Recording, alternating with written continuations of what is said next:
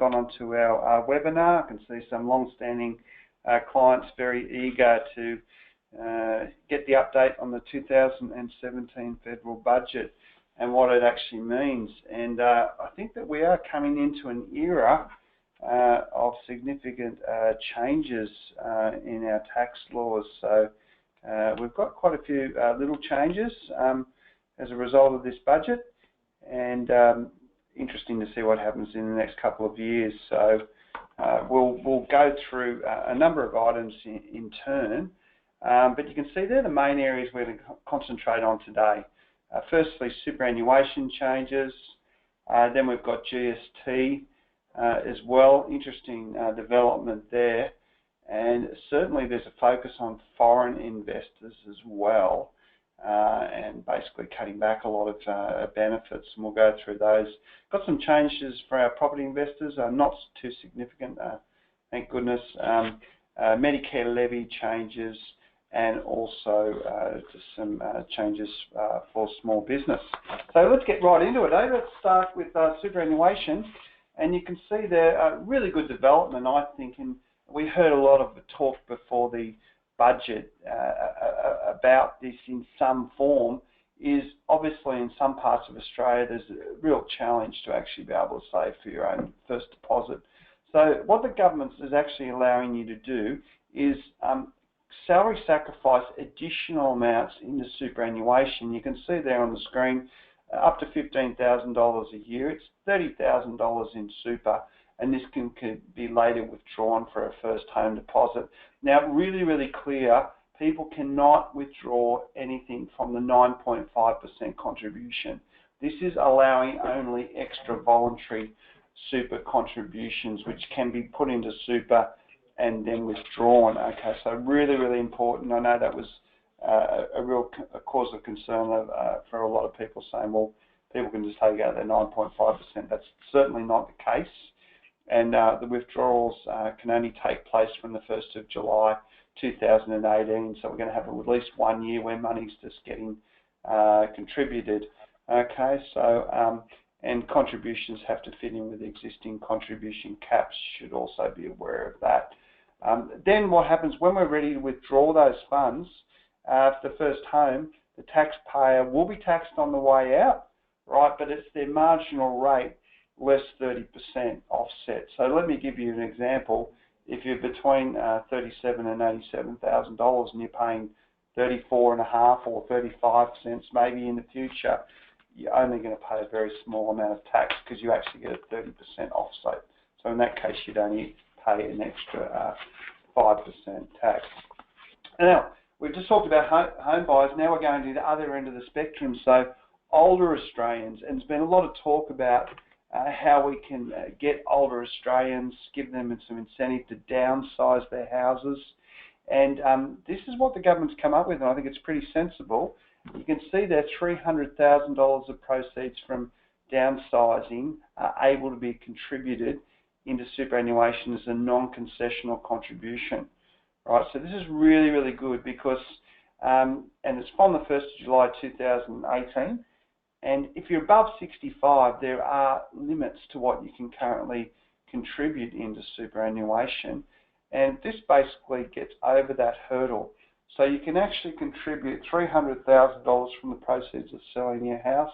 It goes in as a non-concessional contribution, and it's an additional cap, right, to those already allowed. So this is really good news. So this is a new super contribution cap in addition to what will be $100,000 after tax contributions next year, or it's $300,000 over 3 years.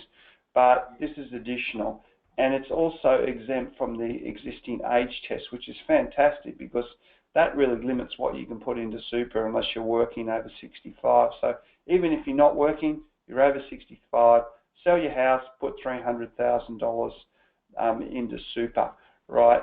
And we're still probably waiting for the finer details on impact and assets test for the age pension.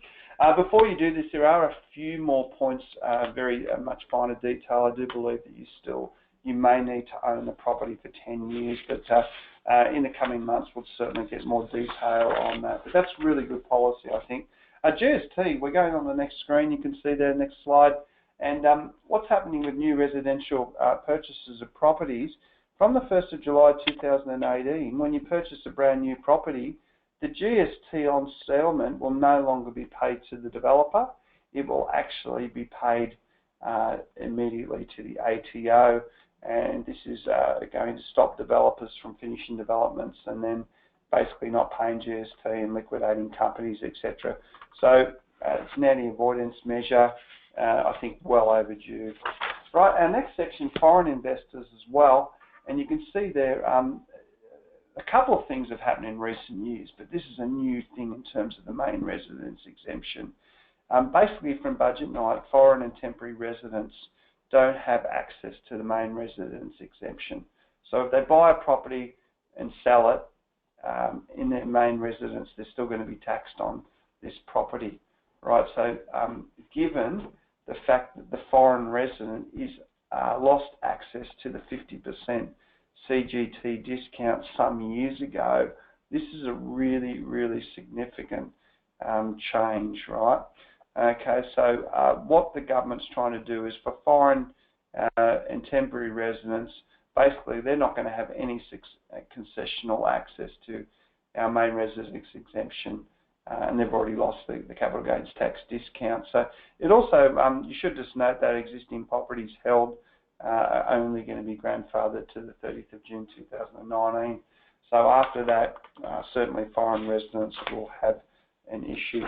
Another thing that's really interesting, and many commentators have said that the federal government borrowed this from the Victorian government, who introduced a similar scheme.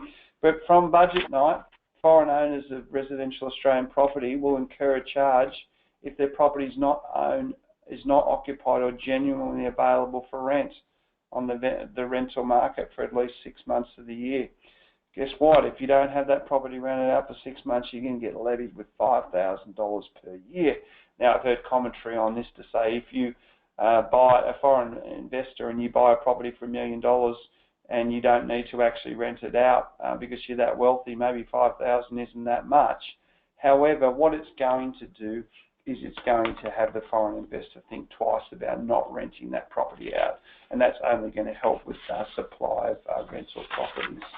Also, you can see there the foreign resident has really been hit this year in this budget. 1st of July 2017, the rate of withholding on purchases from a foreign resident vendor will increase from 10% to 12.5%. And in addition to that, the thresholds have actually been decreased from a $2 million property to $750,000. And last but certainly not least, restrictions on foreign ownership in new developments. This was in place up until a number of years ago, and it was repealed, but now it's back.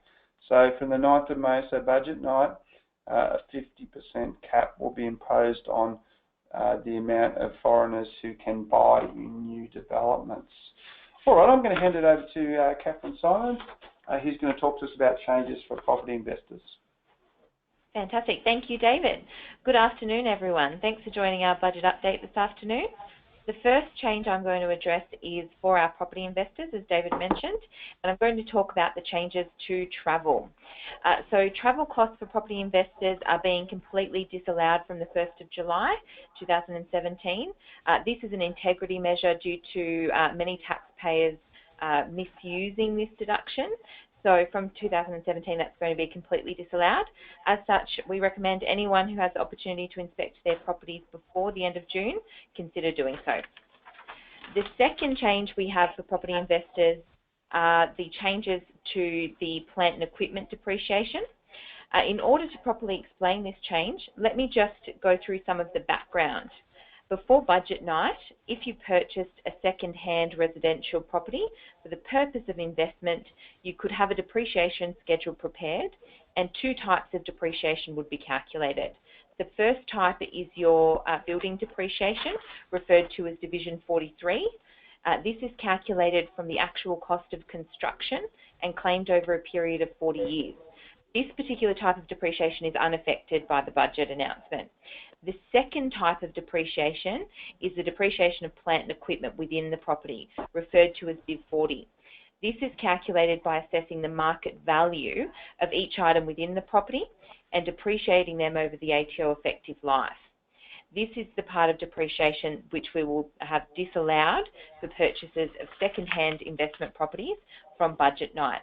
So instead of being available to depreciate, these items will simply form part of the cost base of those assets. Items that are included in this are things like ovens, dishwashers, floor coverings, all of the things within the property. This won't apply to any purchases entered in before budget night, so no existing property holders will be affected, and new properties are also unaffected by this change. On this slide, you can see we've got a couple of real-life examples of existing property investors of WSC Group who have purchased 25 and 40-year-old properties, and we show the depreciation over the first 4 years of investment. So you can see in both examples in year one, the deductions we're talking about are in excess of $3,000. And over the course of the first 10 years, in most cases, you're talking about $10,000, $15,000, $20,000 worth of deductions. So there are significant deductions at stake as a result of this change. Over the page, I'll briefly touch on the additional capital gains tax concessions for affordable housing. For those of you unfamiliar with capital gains tax, this is the tax levied on the sale of assets, and under the current rule, anyone who's held an asset for longer than 12 months is entitled to a 50% general CGT discount on the sale. So they only pay tax on half of their gain. This concession allows eligible taxpayers to claim a discount of 60% rather than 50%, but in order to do so, they need to rent their properties to low to moderate income tenants at a discount to market rate and have it managed through a registered housing provider for a minimum of 3 years. If they don't rent the property to, under those circumstances, for the full life of ownership, that additional discount, the additional 10%, is prorated over the life of the property. So I think, although this is a great concession, it's probably going to have minimal application in real life. The next lot of changes we'll cover are Medicare Levy. So the first change is a small one. It's just the changes to the low income thresholds.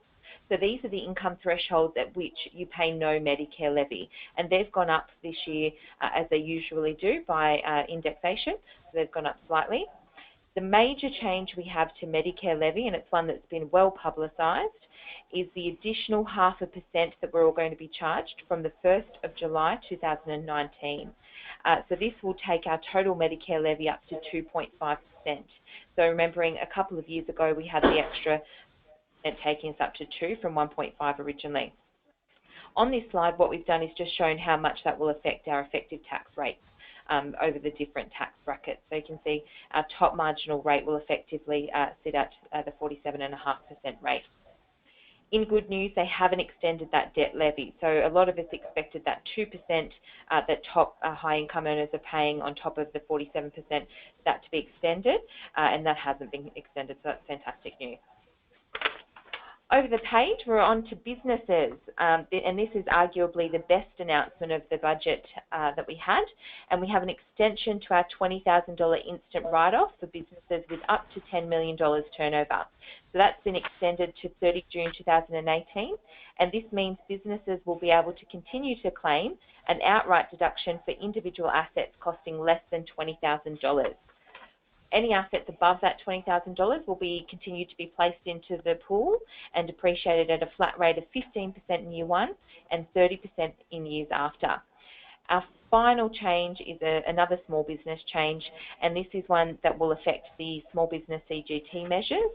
There will be a tightening up of small business CGT measures from the 1st of July 17, just ensuring that people with interests in much larger businesses aren't able to rearrange their affairs in order to access the small business CGT concessions.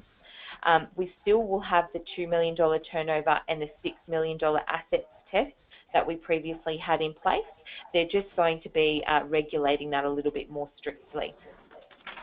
So that brings to an end our formal presentation, but I believe we have some time for some questions. So I'll open it up if anyone has any questions. Both David and I would be very happy to take those.